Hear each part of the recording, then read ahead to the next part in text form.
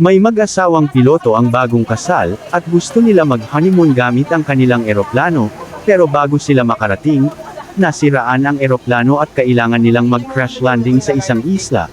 Mabuti na lang at mayroong lumang simbahan doon sa isla. Matapos na magpakilala at sabihin ang sitwasyon, ay nakituloy sila, pero wala na silang tutulogan, kundi isang double deck. Doon ako sa itaas at doon kayo sa ibaba, alok ng pare. Sa kalaliman ng gabi, bigla may yumuyugyog, mga anak ano ba yung umaalog? Tanong ng pare, wala. Ito padre, first flight lang ito, at naintindihan ng pare na bagong kasal nga pala ang dalawa. Pero makalipas ang isang oras, umalog na naman, padre pasensya na po second flight po ito, napangiti na lang ang pare, pero after 10 minutes, yung lugar naman ng pare ang umaalog. Sabay na nagtanong ang mag-asawa, padre ano po yung umaalog?